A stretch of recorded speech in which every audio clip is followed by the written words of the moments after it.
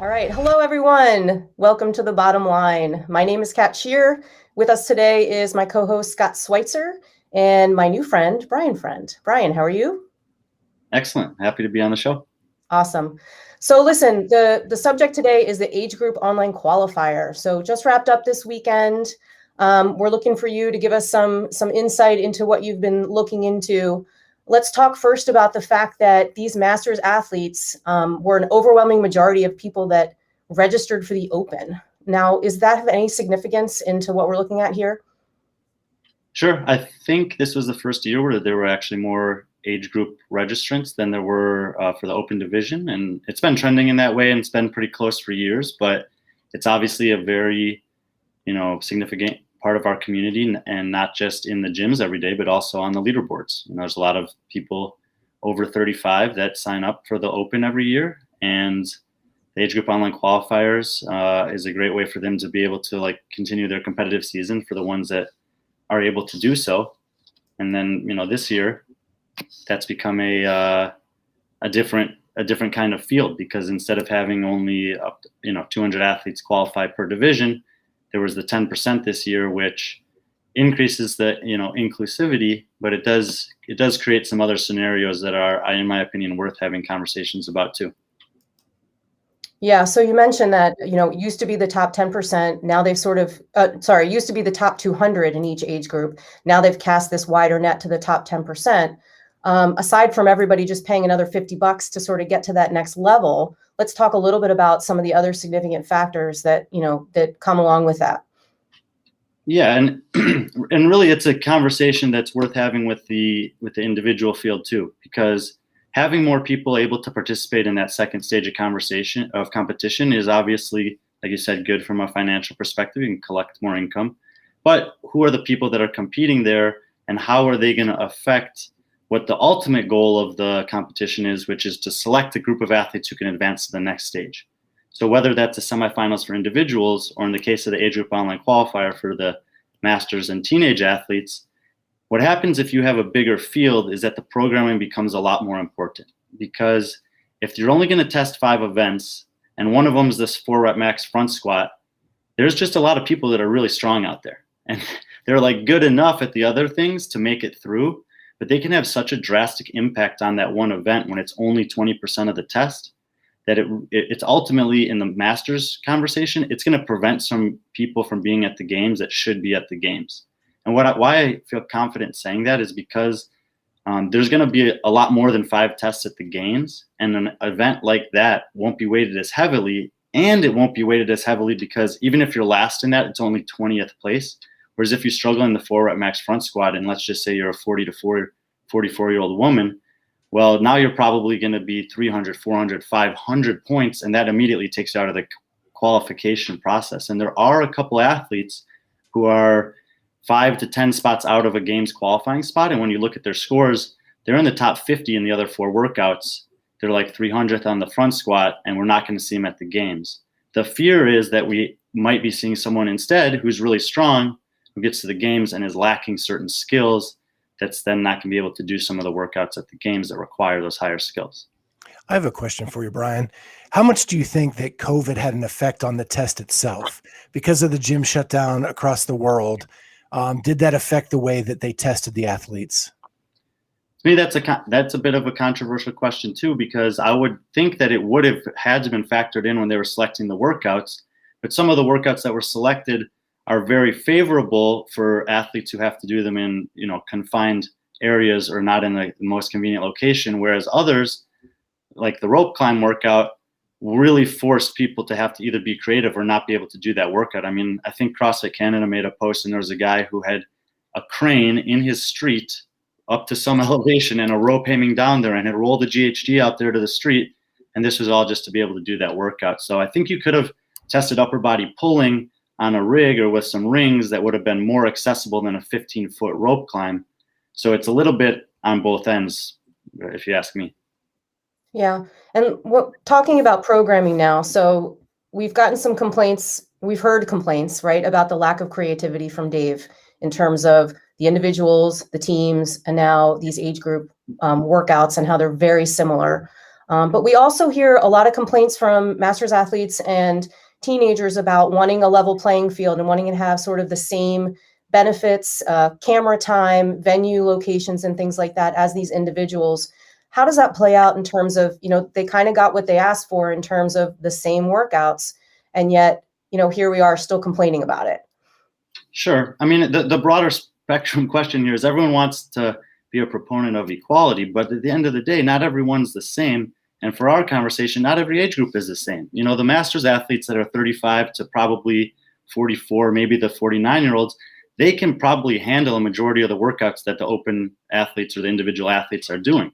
But as you start to get into the 50 plus, 60 plus athletes or the 14 and 15-year-old athletes, I don't necessarily think that it's appropriate for them to be doing the same tests just from a physiological standpoint of how the body evolves. And it is cool that they're able to do some of those movements. But I don't know that anyone who's 53 years old needs to be doing 300 consecutive double unders, 75 handstand push-ups in any capacity in a workout, or 150 GHD sit-ups. All of those things ended up showing up in the age group online qualifier. And obviously some athletes at the top end can still handle that volume and do them.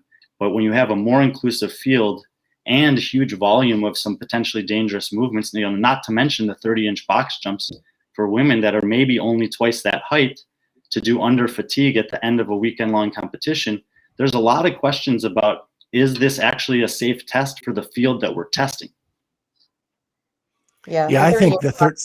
Go ahead, Scott. Exactly what Kat was saying. The 30-inch box was for an elite, in the elite team division, they lowered it to 24, but yet for a 50-year-old woman, she still had to do a 30-inch box jump. That just didn't make sense to me.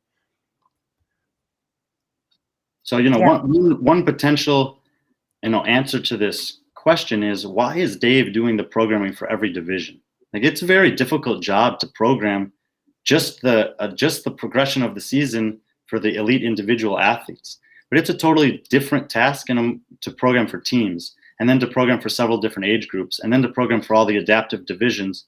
I would think that if they want to truly have an inclusive nature to the sport, that they would have different people that are responsible for those things. Let Dave focus on the thing that he's proven to be excellent at, and bring someone in. Surely at this point in the development of our sport and our methodology, there are other people besides Dave that are capable and qualified to program for masters divisions, for teenage divisions, adaptive divisions, and team divisions. And I feel like all of those divisions would potentially be getting, a more appropriate test for them if the programming was spread out a little bit more. Yeah, I agree. Yeah. So switching gears here, let's talk about the results. So the usual suspects at the top of the list. Who are some of your favorites that you see out there? Yeah, so it's it's a huge question, right? Because there's so many different divisions. I did just write an article for Morning Chalk Up that has features some of the athletes who are on the precipice of some really, really cool things. If you read that article, you'll see that Ron Ortiz is coming back to compete this year, and Will Powell will be competing, and both men have an opportunity to do something that's never been done, which is to win. If they win this year, if either one of them wins or both of them do, they'll be the first person to win in 3 different masters age divisions. And then for some of the women, you have Susan Clark, she's a Canadian woman. She's been to the games 4 times. She's won at the games 4 times. The last time she won at the games, she had a perfect record, 7 for 7 on events, 700 points. And she's coming back this year to try to make it 5 for 5. We have had 5-time champions before, but we've never had someone who's lined up that many times at the games and never lost. But she's done it. And probably a lot of people don't know who she is, which is okay. But it's cool to highlight some of the people like that. Yeah. How about folks that are notably absent from the leaderboard that maybe you expected to see? Yeah, some of them are like, they're people primarily who struggle with the front squat. There's a lot of competitors in, I think it's a 35 to 39 division still. But I see someone like, Zach Forrest or Jordan Troyan, who just barely missed out. Jordan Troyan is very, well known for struggling with some of the strength events relative to his competition. He's been at the games before in the Masters division and done just fine.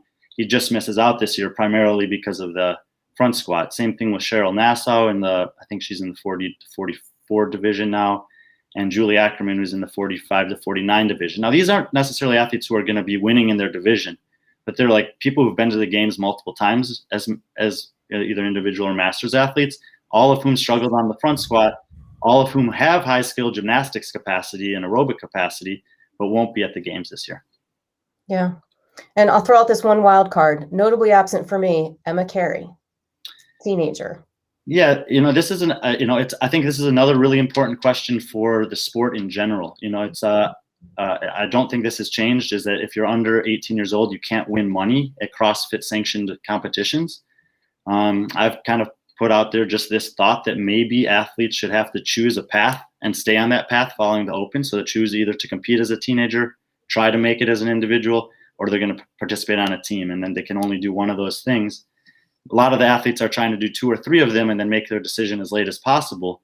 But Emma has taken it upon herself to say, no, I'm here for one reason and one reason only, and that's to compete against the best in the world, and I want to see where I stack up. So she forewent the teenage competition. She's put all her eggs in one basket. She's going to compete in the semifinals and try to make it to the games against the best in the world. Yeah, that's a pretty bold move, Cotton. Well, I mean, look, I will never comprehend how these girls at 17 years old are lifting so much weight. It just blows my mind as someone who can't lift that much weight, even though I'm 8 years in and I'm a 33-year-old man. But she just, I think, posted a snatch balance of like 265 pounds. And, most athletes, when they're young, the knock against them is they're just not strong enough yet to compete against older men or older women. But if you have that much strength, she obviously has the capacity. We see her win a worldwide open workout. I don't see, it's very likely that she's going to make the games. And Mal O'Brien probably will make the games too in the individual division. And that's going to be, the first time that we've had someone under 18 and potentially 2 people qualify. And if that happens, I think it's on CrossFit. It's like a responsibility of CrossFit to say, okay, how are we going to handle this going forward? Do we want teenagers competing against these women or not? Like, probably we never expected this to happen, but now that it has happened, if it does happen, is it something we want to continue to happen? And if she's good enough to make it, and then she's good enough to place, why is she not able to cash, or to earn a reward for being however good she ends up being? Yeah. Well, let's wrap it up here. So, Brian, the bottom line, are the right people going to the games from these age group online qualifiers? I still think for the most part, yes. I mean, when you look across a lot of the divisions, it's a lot of the recognizable names. The cool thing about the Masters division is because there's, it's at 5, you only get 5 years in each division. So a lot of times you won't see someone for a couple of years and then they'll come back. Or there's some athletes out there that are saying, you know what, I'm 52. I think I can make it to the games when I'm 55. And you might not see anything from them for the next 3 years. And then boom, all of a sudden they show up on the leaderboard. So there's probably also some people on this list, maybe keeping out names that we would recognize, who are actually very good and have potentially just been setting themselves up for this to be their year. And so you always have those kind of surprise names in the Masters division. It's possible we're missing a couple, but I would say overall we've got a good group of athletes going to the games in the Masters categories. Yeah, I think we probably have the tip of the spear. It's disheartening not to have too much gymnastics test to know whether they can do that when they get to Madison. Yeah, I think probably the biggest surprise to me was that they listed both rings and 30 feet of space for all the quarterfinals and qualifier events, and they didn't use either one of those things. And I would, for the individuals and the teams, they still have an opportunity to test them at the semifinals. So there's one more stage of competition. But because the age group online qualifier is it's the last barrier to clear before competing at the games, I would have thought that we'd have seen at least one of those 2 things there. Yeah. As always, Brian, thanks for your insight. We really appreciate it. That'll do it for this episode of The Bottom Line. Awesome. Thanks, guys.